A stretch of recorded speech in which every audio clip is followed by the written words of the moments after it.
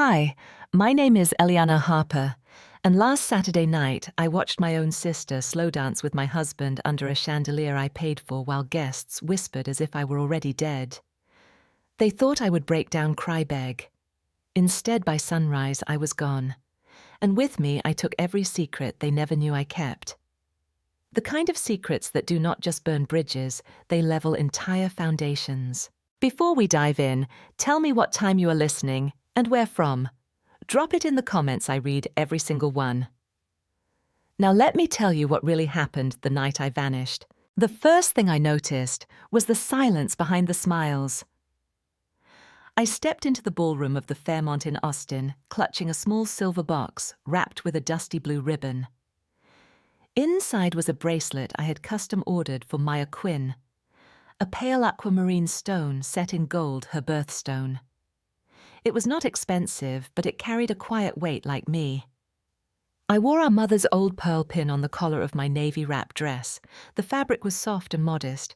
I had not bought anything new for the event. Truthfully, I had not even planned on coming, but something in me, perhaps old duty, perhaps. The last shred of hope pushed me through the doors. The air was filled with champagne giggles and piano jazz. But when I walked in, conversations faltered for a second, then resumed as if nothing had changed. "Hey, Eliana," someone muttered with a distracted half-smile. I nodded back, unsure if they were actually speaking to me. No one offered to take my coat. No one reached for the gift. I stood at the entrance for what felt like too long, clutching the box like a lifeline, my fingers going numb. I scanned the room for Maya Quinn, my sister, my only sister, my beautiful, dangerous sister. She was across the room, laughing, radiant under the chandelier. Caleb Reed. My husband stood beside her, his hand resting far too comfortably on the small of her back.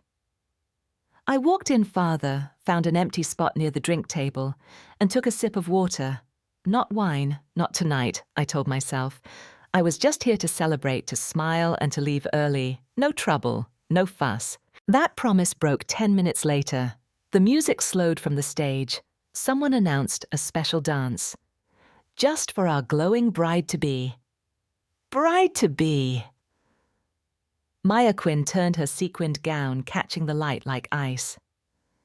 Caleb Reed held out his hand to her bold casual, and she took it like she had been waiting. They stepped into the middle of the room, under a pale spotlight. The music began. Frank Sinatra, of course, The Way You Look Tonight, a love song. They moved as if they had done it 1,000 times. She leaned into him, her head against his chest. He whispered something, and she laughed like a schoolgirl. The kind of laugh that made people turn and smile. People began recording. "She is really close with him, huh?" someone near me said. Then I saw it, the pearl pin, not on me, on her. My throat went dry. The pin I had handed it to her last Christmas, not because she asked, but because she cried and said she missed Mom. I had wrapped it in tissue paper, told her it was a symbol, something to keep us connected, I said. But Maya Quinn never believed in symbols. She believed in ownership. I stood frozen, my hands clenched at my sides. My heart was not racing. It was folding in on itself. Caleb Reed caught my eye for a second. I thought he would pull away, that he would feel some sliver of shame. But no, he smirked like a man who knew he would not be challenged. He twirled her. Laughter erupted around them. Phones caught every angle. Someone said behind me, "Is that not her husband?" Then came the toast. Maya Quinn stood by the stage, a flute of champagne in one hand. "Thank you all for being here tonight. To my amazing family, my incredible fiancé, Caleb Reed, you have been such a support through everything." There was clapping. No one turned toward me. My name was never spoken, not once. I set the gift box onto table. I did not drink. The wine, did not touch the food, did not say goodbye. I walked out into the Texas night, with nothing but the dress on my back, and a silence so loud it rang in my ears. That is how I disappeared before the cake was even cut. That night, the world thought I had just gone home. They did not know I had a plan. I drove through the quiet streets of Austin, both hands steady on the wheel, though nothing else about me felt steady. My phone lit up on the passenger seat, Caleb Reed's name flashing again and again. No voicemails, just calls. I did not answer. I did not even turn it face down. I let it blink fade, then blink again, like some pathetic flare from a man who knew the ship was sinking and still tried to act surprised. The yellow glow of the streetlights blurred into streaks as I passed. I was not crying. I had not cried all night. It was not numbness. It was more like preservation, as if even my tear ducts knew I had to keep everything contained until I was safe. But the images kept cycling like a broken film reel, her fingers on his chest, his hands settling too low on her back, that smirk and the that damn pin winking under the lights, like it belonged there. By the time I turned into the cul-de-sac, the world was asleep. My porch light was off. Caleb Reed's truck was not in the driveway. Inside, everything looked the same, too much the same. I kicked off my shoes and dropped my clutch on the console table by the door. My heels had left faint blisters I had not noticed earlier. As I passed the hallway, I noticed his duffel bag was gone. It was not his usual overnight gym bag. This was the larger one, the one he used when we went to Arizona for our anniversary. The drawer where he kept his spare car keys was cracked open, empty. I exhaled through my nose and set my keys down. Then I checked my phone again, this time with purpose. One new voice memo, not from Caleb Reed, from Maya Quinn. I sat on the edge of the couch before hitting play. Her voice was syrupy slurred, just enough to betray the champagne. "Earl, you were never meant for him. You were just the preview." There was a giggle, muffled music, the faint clinking of glasses. "I mean, come on, you saw us tonight. It is like we finally got to stop pretending." The message ended with the sound of someone calling her name in the background, probably Caleb Reed. I stared at the wall across from me for a full minute. Then I forwarded the voice memo to both my work email and my backup drive. I also saved it to the cloud under a new encrypted folder named For Later. When I stood, I noticed the hum, a kind of quiet, that did not belong in a house with two people. I walked through the living room and down the hall toward the bedroom. As soon as I opened the door, I knew. Half the closet was empty. His drawers yanked open, some still dangling. Crookedly were stripped of everything. Belts, socks, dress shirts gone. I opened the bathroom vanity. His toothbrush was missing the cologne I bought him for Christmas. Gone the expensive hair trimmer. He swore was too fancy to travel with, gone too. There was no note, not even a text, just the kind of absence you could smell, like something had been ripped away. Too fast, leaving heat and static in its place. I walked over to my desk in the corner of the room, opened my laptop, and logged into our joint bank account. The number glared up at me, $43,000, withdrawn just 6 hours earlier, all in one transaction. I did not scream. I did not throw anything. I pulled out a pad of paper and started a checklist: lock credit cards, freeze bank accounts, call attorney, separate business assets.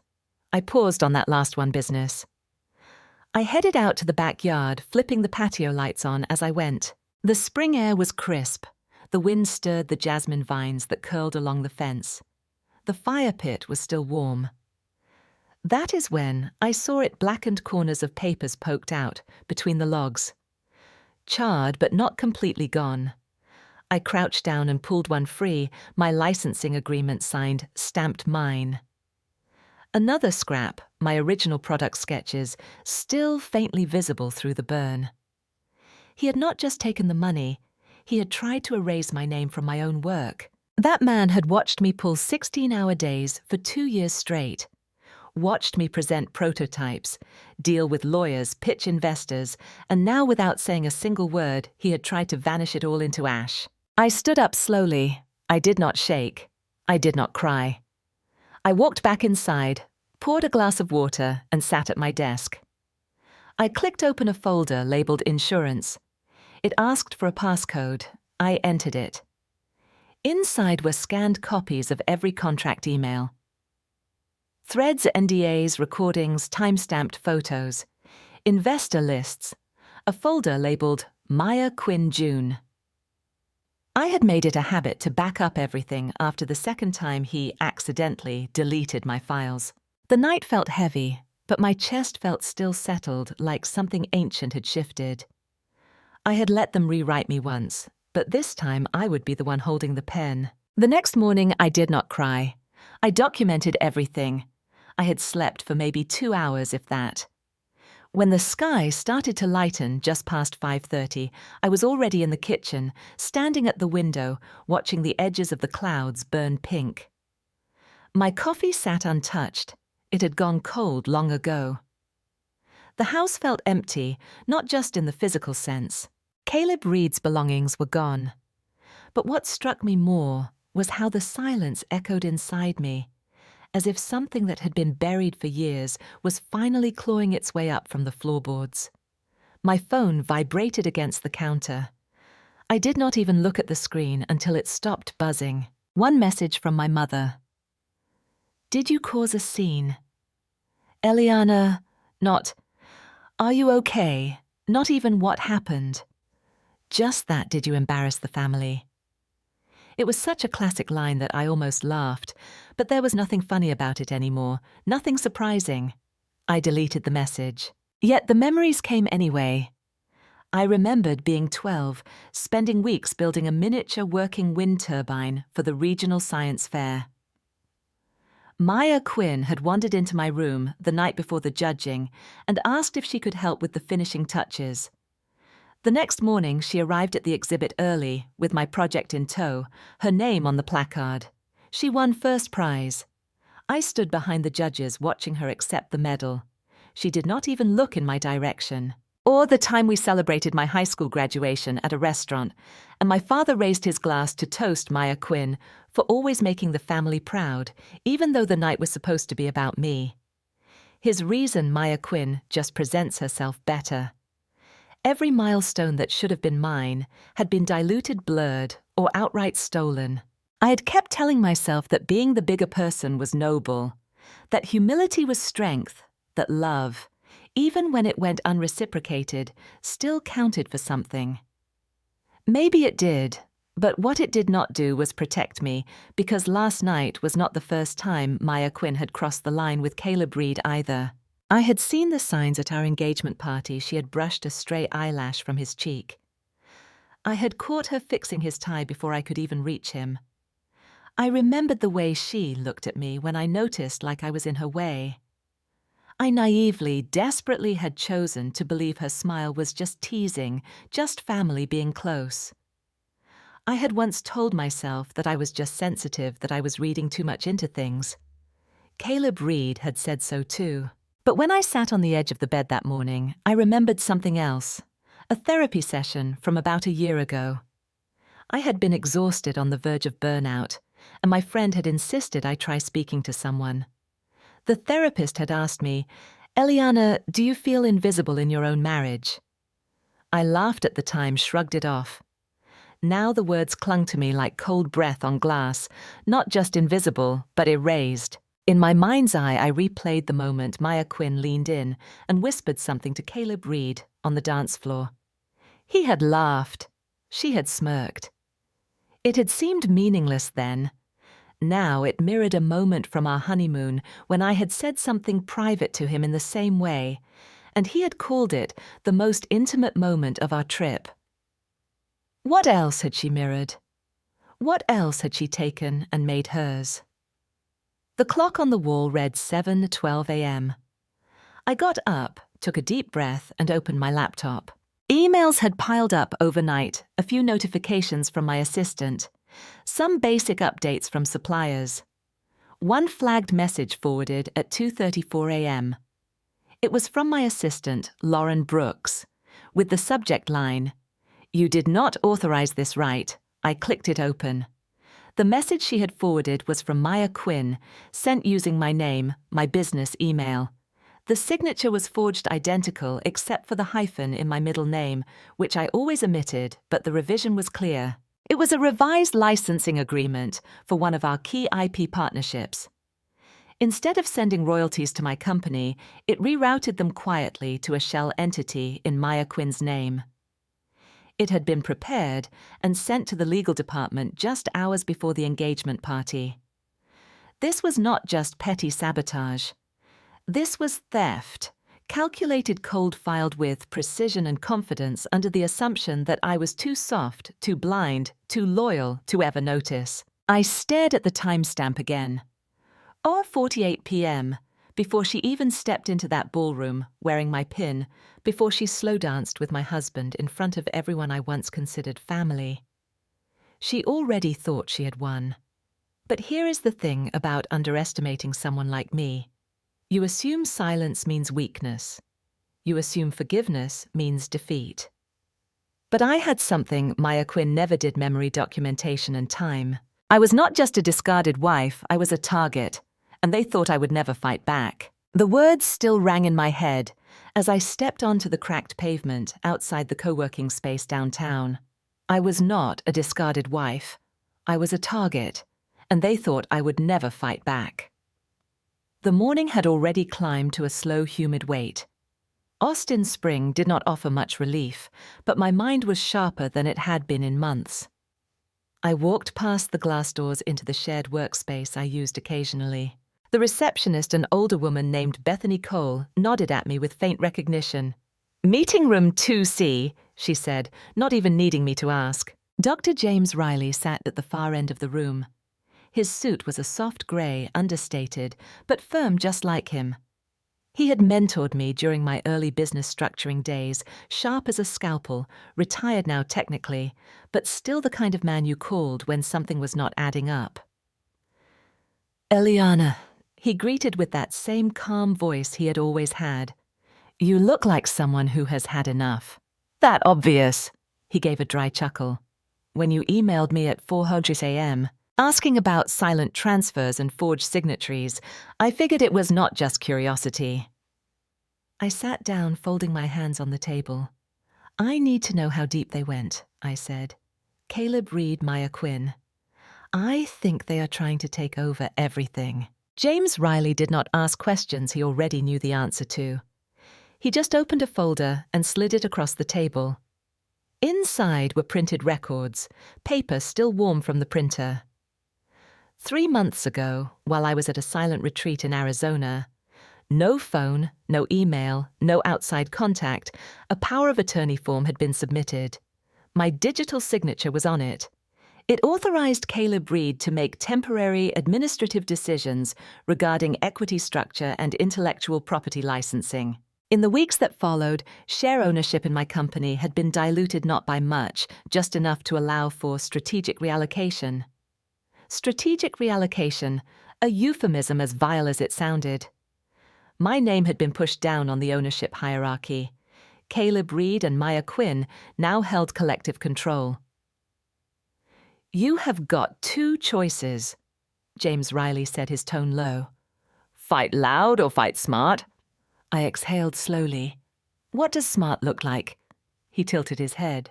"Quiet audits, paper trails, evidence, and then time your strike when they cannot counter." I left with more papers than I could carry comfortably and a pounding behind my eyes. I did not cry. I did not scream. But I did go home and dig. A part of me had always prepared for something like this. I wish I could say it was foresight, but truthfully, it was self-preservation. I had learned early that in my family, trust was something you kept behind lock and key, literally. In a box in the back of my closet, under layers of scarves and journals, I found the old USB stick labeled Q1 footage. It was dusty, nearly forgotten, but the moment I clicked it into my laptop, the file loaded instantly. It was from the earliest days of our company, before the name was even finalized. A meeting in the garage of my old place, back when I believed we were building something together. The video quality was grainy, but the audio was crystal. Maya Quinn's voice rang out laughing. "You just have to keep her busy with sweet words and symbolic gifts. Eliana is not the type to push. That is what makes her useful. In the frame, Caleb Reed smiled and sipped his beer. She keeps the engines running. We take the wheel when it matters. I did not move, did not breathe. This was not just betrayal. It was exploitation premeditated, collaborative, and cruel. The file timestamp showed it was saved the same week. I signed the initial equity structure the same week Maya Quinn had given me that expensive journal and called me the soul of the vision. I backed up the video to 3 separate drives. I uploaded it to a secure cloud, then deleted every trace of it from the USB reformatting the stick before placing it back in the box. If they ever got curious, they would find nothing. Then I walked to the mirror in my hallway, the same one I passed every morning, but had not looked into in weeks. There I was, same jawline, same soft brown eyes. But the woman staring back had something else, now clarity. They want a version of me that does not exist anymore, I said aloud. The silence that followed felt clean. By late afternoon, I booked a one-way ticket to Mendocino to think. That is what I told my mother when she texted later, "Going up the coast to clear my head," I wrote, "No signal, do not worry." But I was not going to think. I was going to plan. I was not running. I was rising. I booked a one-way ticket, but not to run. I was about to become the version of me they had hoped stayed buried. The Mendocino coastline stretched out beneath me like a living watercolor, cool grays and restless blues melting into each other. I stood by the window of the tiny rental I had booked, holding my coffee, like it might warm more than my hands. It did not. The bag I had not unpacked sat beside the armchair, slouched like I felt. I knelt to zip it up fully, and something caught, wedged between 2 journals. There it was, a letter, my name on the front, in my grandfather's deliberate handwriting. I paused. My fingers trembled not from fear, but from the strange certainty that whatever it said, it would matter. I opened it slowly. Eliana, if you are reading this, then it means time did what it does. I always told you to be kind, but not blind. Love is not license, and the ones closest to you will try to dress theft as care. Document everything. Protect your name. Enclosed a notarized copy of your co-ownership clause. I witnessed it myself. I love you. Stay sharp, Grandpa. I let the letter fall gently into my lap. The weight of his words pressed harder than grief had when we buried him. His voice echoed in my chest, firm, protective, and always just ahead of the storm. I folded the clause twice and slid it into my laptop sleeve. It felt like a weapon sheathed in cotton. Hours passed, or maybe only minutes. The lines blurred after that. I curled up on the worn couch knees to chest still in yesterday's jeans. I let the tears come not for them, but for me, for the woman I had silenced in the name of keeping peace, for the parts of me I handed over to people who smiled with their teeth, but spoke with knives. Maybe I thought being loved meant being useful or quiet or pleasing. Maybe that is what they counted on. I wiped my cheeks and sat up straighter. No more, maybe. The USB stick sat in the dish beside the TV remote like it had always belonged there. I plugged it into the laptop. The file loaded with its familiar flicker. Maya Quinn's voice again laughing. Caleb Reed's nodding silence, the smirk. This time I did not flinch. I uploaded it to 3 new folders encrypted hidden behind names only I would recognize. One set was cloud-based, the second offline, the third stored on a drive tucked beneath the wooden floorboard under the fridge. If someone ever tried to erase me again, they would find themselves chasing smoke. The next morning, I did not tell anyone where I was going. I dressed in black, simple sharp.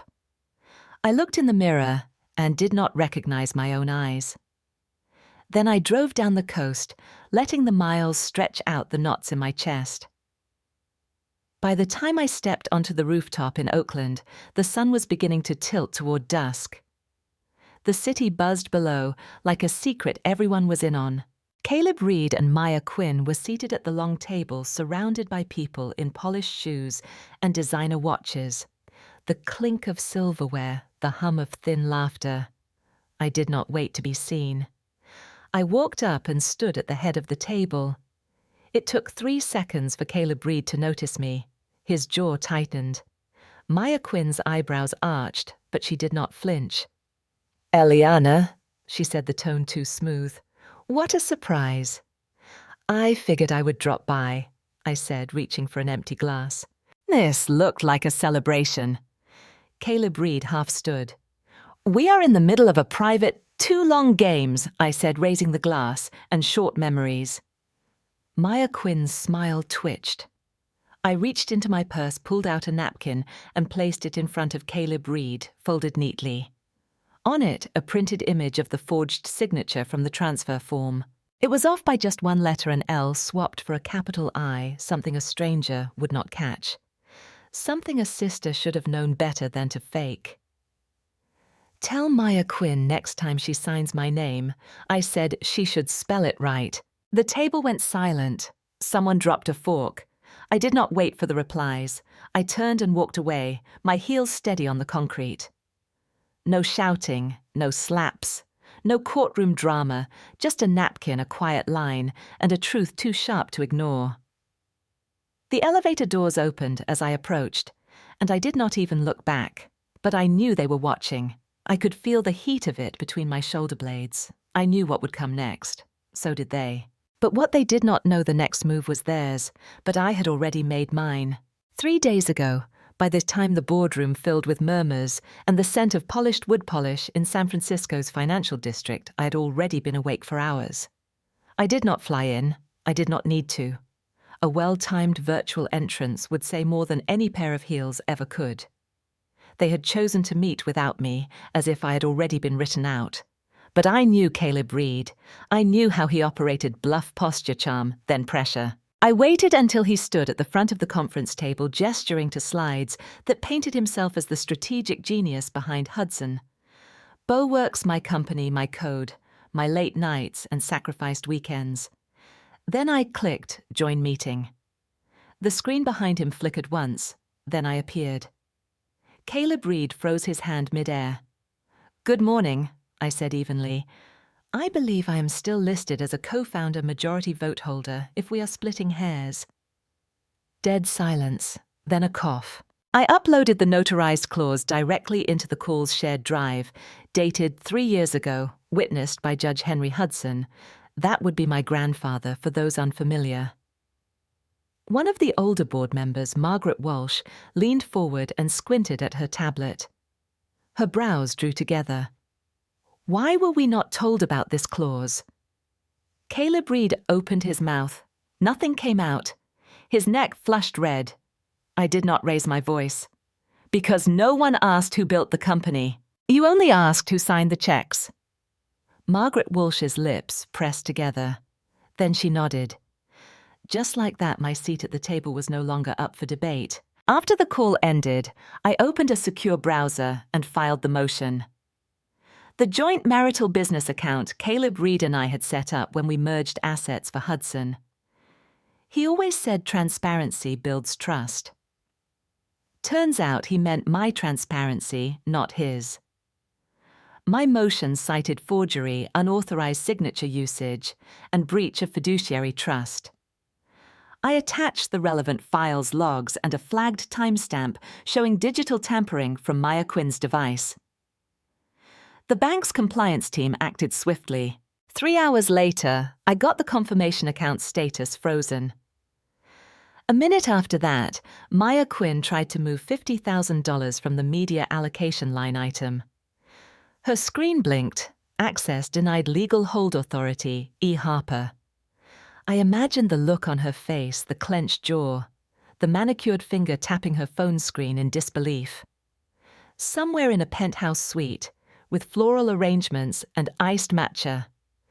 She was finally learning what it felt like to lose. Caleb Reed texted at 11:47 a.m. "You have made your point. Back down before this gets ugly." I stared at the screen, then typed, "You are mistaken. That was not my point. That was just the introduction. No emoji, no signature, just facts. I scrolled to the contact saved under Grandpa's name. Not him. Of course he was gone, but his longtime clerk, Ethan Rogers, had become a federal ethics auditor. He had always said, "Corruption leaves fingerprints. You just have to know where to dust." I called. He picked up on the second ring.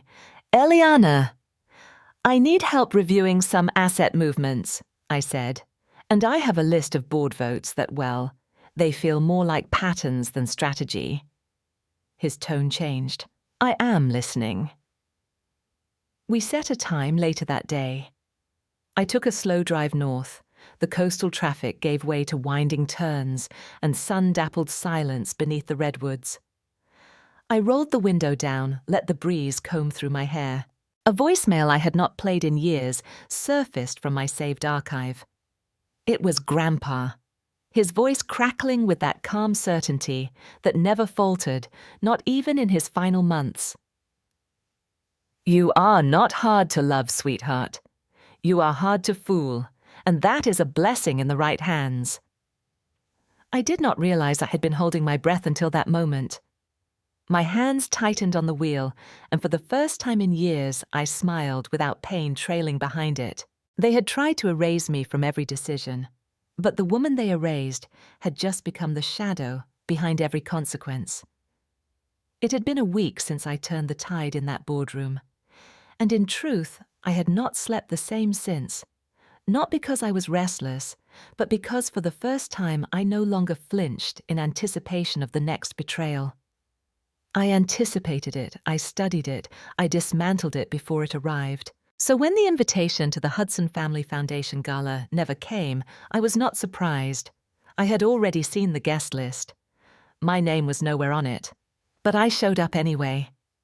The ballroom at the Fairmont gleamed with soft chandeliers and carefully arranged floral displays, deep red roses, and white orchids, the kind Maya Quinn liked to pair, to symbolize legacy and vision, she once said, those words to a journalist like she had coined them. Tonight was meant to celebrate our family's contributions to science education and literacy programs across California, the ones I spent 5 years building in classrooms, living rooms, sometimes literal barns in underserved communities. I stood in the back dressed in black, quiet, unnoticed, until the video montage began. My name did not appear once.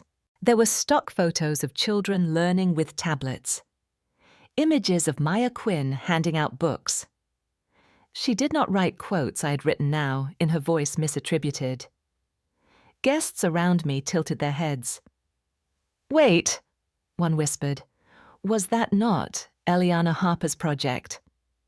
Another leaned closer, brows knitted. "She is here." A man in a navy tuxedo turned sharply, eyes wide. "Eliana, you are here!" I smiled without showing teeth. "I never left." Maya Quinn took the stage in a shimmering silver dress that caught every spotlight. "Thank you all for supporting the Hudson Foundation," she began. "This journey started with a vision mind to bring STEM education to the communities that need it most." Her voice poured honey, her smile rehearsed. Behind her, the screen flickered once, then again. A new file loaded. A title slide appeared, Origin: The Founding of Hudson Literacy. I had uploaded it under a dormant admin account, one I had created years ago and never deleted. It was a digital ghost forgotten, but still alive like me. The audience gasped as the first images rolled me 10 years younger, hauling boxes of tablets into a broken-down trailer that served as our first mobile classroom. My signature on the non-profit registration. A clip of a rural girl reading aloud under a string of Christmas lights. Then came the legal timestamp filed under Eliana Harper, Executive Director and Founder. The final slide read, "You can edit history, but the metadata stays loyal." Maya Quinn's mic was still on. She stood there, frozen lips parted, unsure whether to keep speaking or fake a tech failure. I walked forward, no rush, no spectacle, just purpose.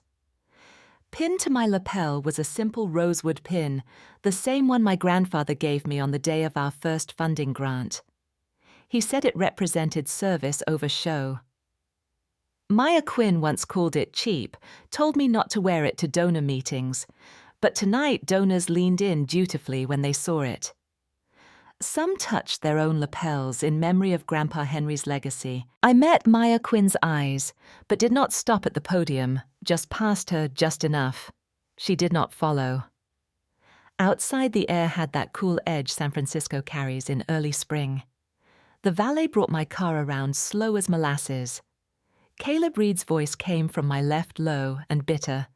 "This is war." I turned my head slightly. "No," I said, "this is accounting. I am just fixing the books you do." He opened his mouth, but the words did not come. His fists clenched at his sides, like the threat of violence might reclaim what charm had lost. I stared at him, even unwavering, and for the first time since I married him, he looked away first. I turned back toward the valet stand, but before I could reach the car, I saw it a streak of deep red under the wiper, a single envelope. On the front in Maya Quinn's handwriting were the words, "I warned you not to humiliate me." The envelope was the color of dried blood. I did not open it right away. I just stared at it under the street lamp. Glow, my breath fogging against the cool glass. Something in me already knew it would not be another insult or veiled threat. It would be war, open, legal, and cruel. Inside was a court summons filed under emergency motion request for temporary custody of minor. Petitioners, Maya Quinn and Caleb Reed. Allegations, mental instability, emotional neglect, unfit parental capacity. They had not just tried to erase my name. Now they were trying to steal my son. I did not sleep that night. I packed my documents, set 3 alarms, and pressed my grandfather's rosewood pin into my blazer like armor. At 9:30 a.m., I walked into the San Francisco County Courthouse, jaw-locked, breath steady. The courtroom was half-filled, mostly lawyers and quiet watchers, but it might as well have been a stadium. Across the aisle, Maya Quinn and Caleb Reed sat shoulder to shoulder, their lawyers flipping through glossy folders. They did not glance at me. The judge, a woman in her 60s with silver-streaked hair and eyes that had seen through more lies than she would ever bother counting, called it to order. The first blow landed fast, a printed copy of Therapy Concerns, dated 6 months ago. Notes from a session that was never public, never shared. I knew that file. I knew the handwriting. It was my old therapist's, and it was stolen. Caleb Reed's lawyer claimed concern given her isolation, her recent outbursts, and questionable decisions we fear for the child's well-being. Maya Quinn added with a practiced tremble, "She has not let anyone see him. We are family. We are trying to protect him." I stood when it was my turn. I did not shout. I did not cry. Instead, I opened the folder that had been locked in my grandfather's safe, the one his estate attorney handed me the morning after his funeral, with a single instruction, only open if they ever come for your child. Inside was everything's notarized guardianship letter, naming me sole legal parent and financial guardian. Documentation of Caleb Reed's past threats, including a voicemail where he had said, "If you do not comply, I will make sure you lose everything, including him." But what silenced the room was the trust clause signed by my grandfather, witnessed sealed. It stated that if any member of the family attempted to sabotage or defame me for financial gain, all inherited assets would be rerouted to me as trustee full control, no contestation. The judge read silently, lips tightening with each page. Then she said, calm, clear, final. "All claims denied, and you too may want to retain separate counsel moving forward." Maya Quinn blinked like someone had just slapped her without touching her. Caleb Reed did not move. Outside, the world had shifted.